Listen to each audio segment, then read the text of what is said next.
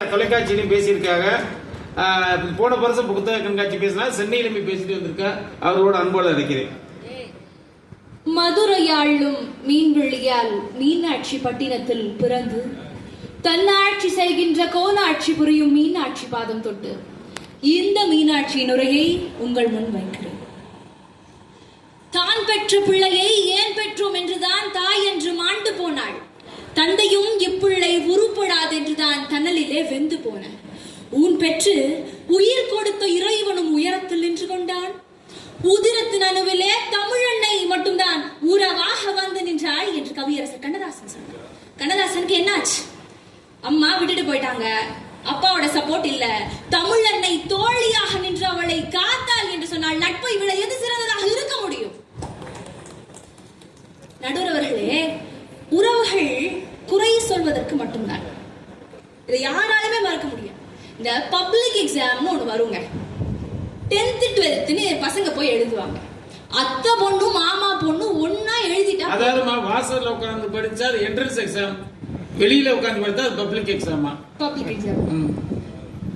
அப்ப 10வது 12வது அக்கா தங்கச்சி ஒன்னா எழுதிட்டா போதுங்க. தாம் பிள்ளை அதிகமா வாங்கிட்டா தாம் பிள்ளைய பாராட்ட முடியாம, அந்த பிள்ளைய திட்டவும் முடியாம, அரகுற மனசோட ஒரு மாதிரி அன்னைக்குதான் எல்லா சொந்தமும் வந்து ஆஜராவான். அத்தனை நாள் எங்க இருந்தாங்கன்னே தெரியாது. உன் பிள்ளை எவ்வளவு வாங்குச்சு, என் பிள்ளை இவ்வளவு வாங்கியிருக்கு, அன்னைக்குதான் எல்லாரும் வந்து ஆஜராவாங்க. ஆனா நண்பர்கள் என்ன சொல்லுவாங்க? பரவாயில்ல பாத்துக்கலாம், விடு, அடுத்த எக்ஸாம் இருக்கு பாத்துக்கலாம் அப்படின்னு சொல்லுவாங்க. மதிப்பெண்ண மதிப்பில்லா பெண்ணா அது? சரி சரி. உறவுகள் ஒப்பிட்டு கொண்டேதான் இருக்கும். வாழ்க்கையில நிம்மதி கொடுக்குதா? ஒப்பிட்டா நிம்மதி கிடைச்சிருமா? இனம் என பிரிந்தது போதும், மதம் என பிரிந்தது போதும், மனிதம் ஒன்றே தீர்வாகும்னு சொன்னாங்க. இனம், மதம், சமூகம் அனைத்தையும் கடந்ததுதான் நட்பு. இதே உறவுகள்கிட்ட போங்க, ஒரு பையன்கிட்டயோ ஒரு பொண்ணுகிட்டயோ பேசுறீங்க. ஃபர்ஸ்ட் அவங்க கேட்கிற கேள்வி என்ன இருக்கும்? இந்த பையன் என்ன ஆளுக கேட்பாங்களா இல்லையா நடுவர்களே? மனசை வைத்துதான் நட்பு உருவாகிறது அப்படின்றத இப்ப யாருமே புரிஞ்சுக்கல. மகாபாரதத்தை எடுத்துக்கோமே, சிறந்த எடுத்துக்காட்டு நட்புக்கு. செஞ்சோற்று கடன் தீர்க்க சேராத இடம் சேர்க்க சேர்ந்தார் கர்ணன் போய். துரியனுடைய மனைவியோட கர்ணன் அவர்கள் தாயம் விளையாண்டுட்டு இருக்கார். அப்போ விளையாடும் பொழுது அப்பதான் துரியன் வந்து உள்ள வரார். அப்ப கணவர் வந்துட்டாரேன்னு மரியாதை கொடுக்கணும்னு மனைவி எந்திரிக்கிறாங்க. அப்ப என்ன பாதியில ஆட்டத்தை விட்டுட்டு எந்திரிக்கிறேன், அந்த முத்து மாலையை பிடிச்சி இழுக்கும் பொழுது மணிகள் எல்லாம் கீழே விழுந்துருக்கு.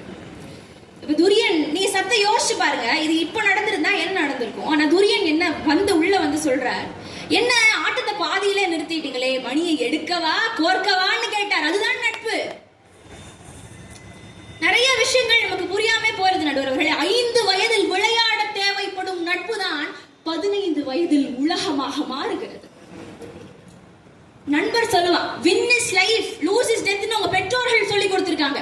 win is life, lose is second opportunity நண்பர்கள் சொல்லி கொடுத்து கொண்டிருக்கிறார்கள் என்று சொன்னால், புலி தாங்கும் கற்கள் தானே மண் மீது சிலையாகும்.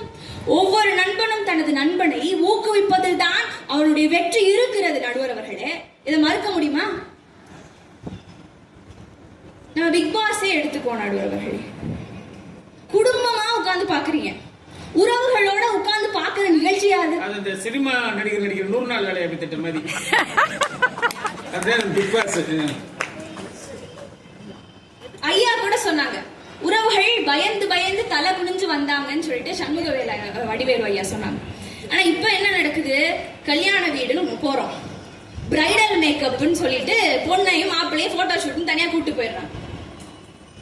அங்க எல்லாம் எதுவும் பார்த்து பார்த்து செய்யணுமே பெற்றோர்கள் ஆப்ரிகாட் அல்வால இருந்து ராஜமுந்திரி கேக்ல இருந்து பாயாசம் வரைக்கும் எல்லாம் வச்சிடறான். உறவுகள்னு ஒரு செட் ஆஃப் பீப்புள் வருவாங்க.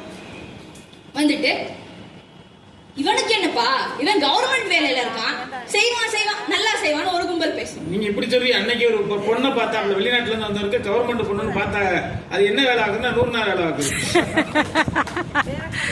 ஒரு கும்பல் இப்படி பேசுவாங்க. இன்னொரு கும்பல், அல்வாவில நெய்யே இல்லப்பா, இதெல்லாம் ஒரு குறையா நடுவர்களே? இதுல இன்னொரு கும்பல் வந்து மணல் மணலாவில் இருக்கு.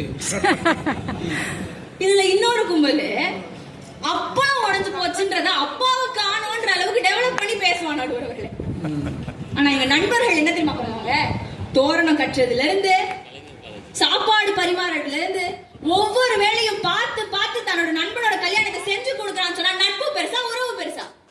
நினைச்சிட்டேன் கல்யாணத்தன்னைக்கு ஒரு பார்ட்டி வைக்கிறாள் எல்லாம் தோல்வி வரும் பொழுது தோல் கொடுப்பவன் தான் நண்பன். அருமதின்னு ஒரு சிறந்த கவிஞர் இருந்தார். அவர் சொல்ற ஒரு விஷயம் திருக்குறளை பத்தி ரொம்ப ஆச்சரியமான ஒரு விஷயம். 2 அடி கொடுத்தால் தானே நீங்கள் திருந்துவீர்கள், அதை வள்ளுவனிடமே வாங்கிக் கொள்ளுங்கள்னு சொன்னார். அதை வள்ளுவனிடமே வாங்கிக் கொள்ளுங்கள் அப்படின்னு சொன்னார். பெற்றோரையும் பிள்ளையும் பிரிப்பதற்கு ஒரு முதியோர் இல்லம் பிரித்து விடும். கணவனையும் மனைவியும் பிரிக்க விவாகரத்து பத்திரம் போதும். அண்ணனையும் தம்பியும் பிரிக்க சொத்து பத்திரம் போதும். அக்காவையும் தங்கையும் பிரிக்க 10 பவுன் நகை போதும்.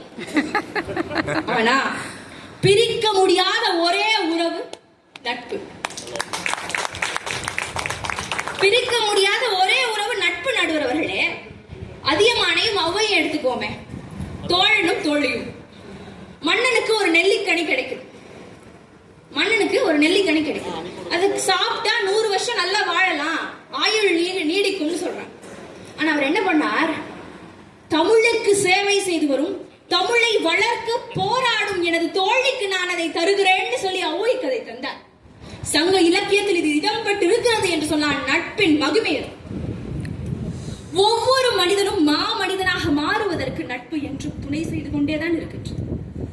18 பேர் உயிரிழந்த ஒரு ரயில்வே ஸ்டேஷன்ல 1 வயசு குழந்தைய வச்சுட்டு ஒரு போலீஸ் அதிகாரி வேலை பார்த்தாங்க, மேடம் ரீனா அவர்களை இங்கு நினைவு கூர்ந்தே ஆக வேண்டும். அவங்க நமக்கு மாமனா, மச்சானா, அத்தையா, சித்தியா. காவல்துறையும் நண்பன் என்பதை அங்கு அழகா சொன்னாங்கல்ல. நடுவர்களே, மனம் விட்டு பேசுவதற்கு 4 பேர் இருந்தா போதும்.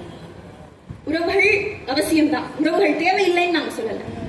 உறவுகளையும் தாண்டி உறவுகளிடம் சொல்ல முடியாத ஒன்றை சொல்வதற்கு நமக்கு நண்பன் என்று ஒருவன் தேவை. உறவுகள்ங்கிற ஒரு சான்ஸ், அதை மாத்த முடியாது. ஆனா நண்பர்கள் சாய்ஸ், நம்மளா செலக்ட் பண்ணிக்கலாம். உறவுகள் வந்து சேரும், நண்பர்கள் நாம் தேடிக்கொள்ளலாம். இப்போ ஒண்ணும் இல்ல நடுவர் அவர்களே, ஒரு நண்பர் அவர்கள் அமெரிக்காவுக்கு போறாங்கன்னு வச்சுக்கோ. ஏதாவது சொல்லி 2 வருஷத்துல தன்னோட நண்பனை திருப்பி கூப்பிட்டுக்குவார் வேலை செய்யறதுக்காக. அவருக்கும் வேலை வாங்கி கொடுப்பார். ஆனா உறவுகள்கிட்ட போய் எனக்கு அமெரிக்கால வேலை கிடைச்சிருக்குன்னு சொன்னா, அமெரிக்காவா போயிருக்கீங்க, ஊரு சரியில்லைன்னு கேள்விப்பட்டேனே. இப்ப வேற ட்ரம்ப் இந்தியன்ஸ் எல்லாம் திருப்பி அனுப்பி விடுறாராமே.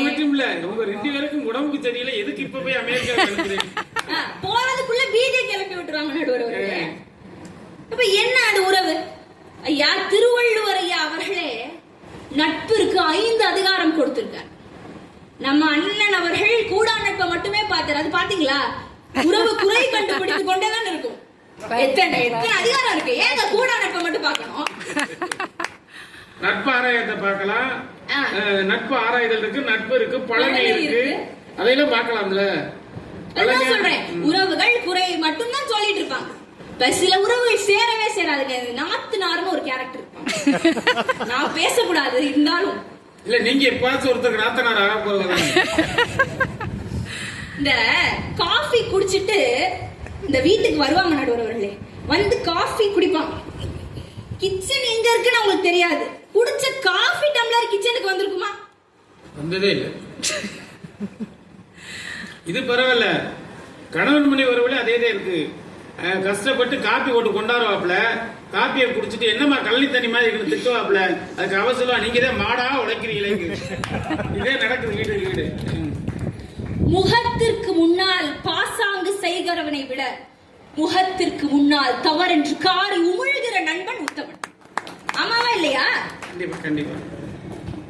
ஒண்ணும் இல்ல நடுவர்களே, ஐயா சொன்னாங்க தாய் மாமன் சீரு சுமந்து வர்றது எல்லாம் சரிங்க, கரெக்ட் தான் எல்லாமே. ஆனா தாய் மாமன் கொடுத்தாதான் உங்களுக்கு அந்த கால்ல கொலுசு ஏறுமோ? நாங்கெல்லாம் கொடுத்த ஏறாதா? நண்பர்கள் கொடுத்தா ஏறாதாங்க.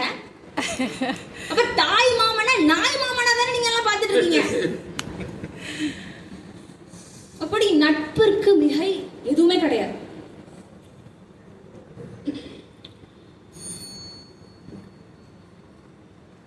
அதாவது சொல்றதா சிறப்பா சொன்னாங்க. உறவுன்னு சொல்லி பாருங்க, உதடு கூட ஒட்டாது. நட்பு அப்படின்னு சொல்லி பாருங்க, உதடு ஒட்டு. ஆக உறவு கூட நட்பு சிறந்தது தானே. இல்ல ஒட்டுதுங்கிறேன், அந்த அளவுக்கு உறவு ஒட்ட மாட்டேங்குதுல. உறவுன்னு சொல்லி பாருங்க, அந்த அளவுக்கு ஒட்டாது. நட்பு அப்படின்னா ஒட்டிக்கிறோம். சென்னையில 5ஆம் கிளாஸ் படிக்கும் ஒரு மாணவன் வந்துட்டு முடி வளர்க்கணும்னு ஆசைப்படுவான். சலூனுக்கே போக மாட்டான், முடியே வெட்டக்கூடாது அப்படின்னு சொல்லிட்டு. ஏன்ட்ட ஒரு பையன் அப்படித்தான் வளர்ந்தேன். ஏன்னு கேட்டா நான் அப்துல் கலாம் மாதிரி வளர்க்குறேன் அப்படிங்கிறேன். அது சொல்றதுல கேட்கல, தலைமுடி வளர்க்கறது மட்டும் அவர் மாதிரி வளர்க்குறாராம். அப்ப அந்த பையன் அன்னைக்கு அவங்க அப்பாட்ட போய், அப்பா சலூனுக்கு போலாம் வாங்கன்னு கூப்பிட்டுருக்கான். என்னடா நீ முடியே வெட்ட மாட்டேன்னு சொல்லுவியே, நீ ஏன் சலூனுக்கு போகணுன்ற அப்படின்னு கேட்டிருக்காரு. இல்லப்பா போலாம் வாங்கன்னு கூட்டிட்டு போயிருக்காரு. போயிட்டு அவன் என்ன சொல்லியிருக்கான், ஃபுல் ஷேவ் பண்ணிருங்க அப்படின்னு சொல்லியிருக்கான். என்னடா நீ முடி வெட்டவே மாட்டேன்னு நீ ஃபுல் ஷேவ் பண்ண சொல்றிய, அதெல்லாம் பண்ணக்கூடாது, சாமி குத்தமாயிரும் அவங்க அப்பா சொல்றாரு. அழுது அடம் பிடிச்சு அந்த சலூன்காரர்கிட்ட மொட்டை போட்டு தான் வெளியே வந்தான். அம்மாக்கும் அப்பாக்கும் ஒரே பதட்டம். ஐயோ மொட்டை போட்டா அப்ப அடுத்த நாள் பிள்ளைங்க கலாட்டா பண்ணுவாங்கல்ல ஸ்கூல்ல. சரி அவனோட போவோம், 2 பேரும் போயிருக்காங்க. அப்ப போய் பார்த்தா ரொம்ப அதிர்ச்சியா இருக்கு. அந்த வகுப்பில் உள்ள அனைத்து மாணவர்களும் தனது முடியை எடுத்துக்கொண்டு வந்திருக்கு. என்ன ரீசன் கேட்டா அங்க அவங்க சொல்றாங்க, எங்களில் இருந்த ஒரு நண்பன் 4 மாசமா ஸ்கூலுக்கு வரல. புற்றுநோயின் காரணமாக அவன் புற்றுநோயால பாதிக்கப்பட்டு நான் இன்னைக்குதான் ஸ்கூலுக்கு வரான். அப்ப அவனுக்கு புற்றுநோயால் முடியெல்லாம் கொட்டிருச்சு. அவன் தவறா நினைச்சிட கூடாதுன்றக்காக நாங்கள் அனைவரும் முடியை எடுத்துக்கொண்டோம்னு சொன்னான்.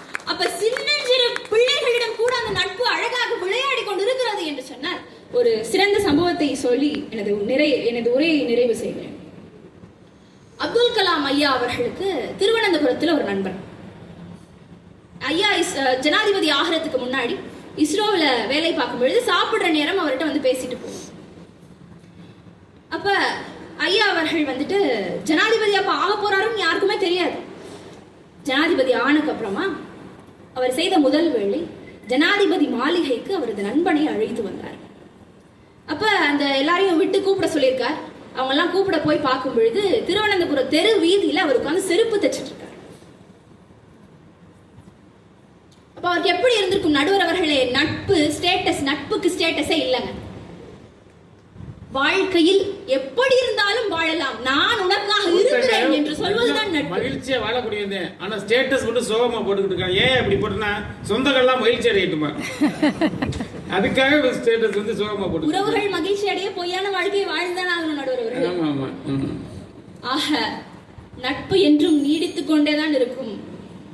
நட்பு என்ற வார்த்தைக்குள் நாமும் சென்று வாழத்தான் வலிமை இருக்கின்றதோ என்ற ஒரு பாடலின் வரிகளுக்கு இணங்க வாய்ப்பளித்த நல்ல உள்ளங்களுக்கு நன்றி பாராட்டி விடை தருகிறேன். நன்றி. நீங்க சொன்னீங்க ஒரு புற்றுநோய் சம்பந்தமா மொட்டை அடிச்சு சொன்னீங்கல்ல, எங்களது ஊரில் வரக்கூடிய அண்ணன் அருமை சகோதரர் சிவகுமார் இருக்காரு. தலைமுடியை வளர்த்து அதை அப்படியே குடும்பமே வந்திருக்கு. அவர்களை வணங்குறேன். இல்ல